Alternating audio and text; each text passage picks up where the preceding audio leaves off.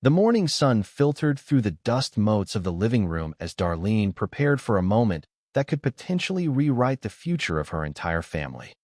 The worldwide blow-molded plastics market was expanding at a rate not seen since the 1960s, and she was right in the center of it. Her project, humorously titled "What Is Up with All the Crypt Keepers," was about to be presented to the Wellman Board of Directors. Robin, her supervisor, had promised to showcase Darlene's ideas, and she had even invited Darlene to watch the video conference. It was a rare window into the world of the powerful, or as Darlene dryly noted, a place where the old patriarchs still had a comfortable spot to hang out. As the meeting commenced, Robin's voice came through the speaker, clear and professional.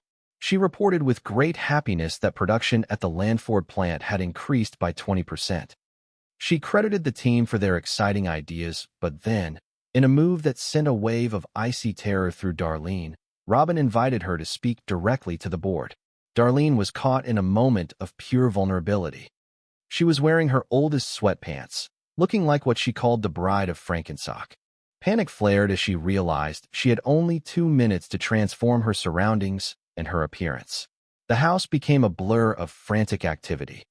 Becky suggested using Mark's room because it almost looked middle class, while others piled books on the mantelpiece to create an illusion of intellectual wealth. Amidst the chaos, a motion-activated singing fish on the wall, a gift from her father Dan, began to belt out a cheerful tune.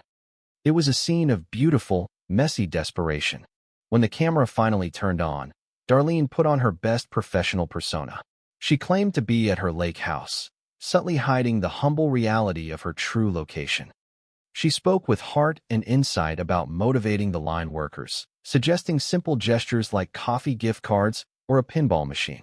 She told the board that showing the employees they mattered was the key to true productivity. However, just as she was finishing, the mechanical fish began to sing its song of happiness once more, forcing her to make a quick and awkward exit from the call.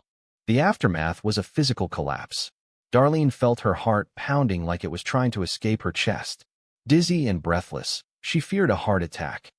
In a moment of dark humor, Becky reminded her they could not afford an ambulance, so they had to drive themselves despite Becky's expired license.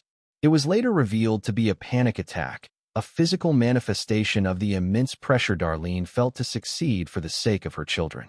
Meanwhile, Dan was facing his own set of challenges. After being let go from a construction site due to a hearing issue he refused to acknowledge, he found himself at a crossroads.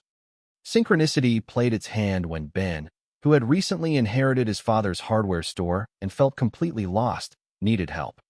Dan, a man of pride and decades of experience as a subcontractor, eventually agreed to help, even if it meant wearing a store apron and dealing with clueless customers.